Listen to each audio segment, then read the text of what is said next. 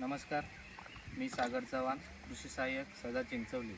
आज आपण मौजे नडगिवे येथे श्री प्रवीण विश्वनाथ मोरे यांच्या शेतावर आलेलो आहोत. त्यांनी सिंधुरत्न समृद्ध शेतकरी योजनेअंतर्गत यावर्षी श्री पद्धतीने रत्नागिरी 8 या वाणाची भात लागवड केलेली आहे. तर आपण त्यांच्याकडूनच जाणून घेऊया की त्यांनी कशाप्रकारे या भाताची लागवड केली आहे. विश्वनाथ मोरे, राहणार नडगिवे. मी गेली 5-6 वर्ष श्री पद्धतीत भात शेती लागवड करतो आहे. कृषी विभागाकडून सिंधुरत्न योजनेअंतर्गत रत्नागिरी 8 ना रत्नागिरी 8 हे बियाणे मला गेली 2 वर्ष मिळाले.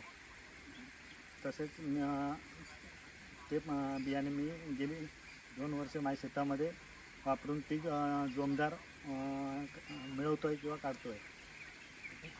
आता त्यामध्ये नॅनो युरिया असेल, तर नॅनो युरियाचा तुम्ही तुमच्या शेतामध्ये वापर केला होता, तर त्यामध्ये तुम्हाला काय फरक दिसला? नॅनो युरिया लिक्विड फॉर्ममध्ये असल्यामुळे पिकांना डायरेक्ट पानांद्वारे लगेच लागू पडले. तसेच जे आपण युरिया जे दाणेदार मारतो ते पानांद्वारे वाहून जाण्याचा चान्स असतो, संभव असतो. आणि त्यानंतर तुम्हाला कोनोविडर झालं, त्याने तुम्ही काय केला? कोनोविडरद्वारे मी शेतामध्ये कोळपणी करून त्यामध्ये तण नियंत्रण केलं. तसेच त्यामध्ये खतं व्यवस्थित भाताला किंवा रोपांना लागू पडली आणि देता आली मला. आणि फुटव्याची संख्या दुप्पट वाढीने मिळाली किंवा वाढ झाली दुप्पट.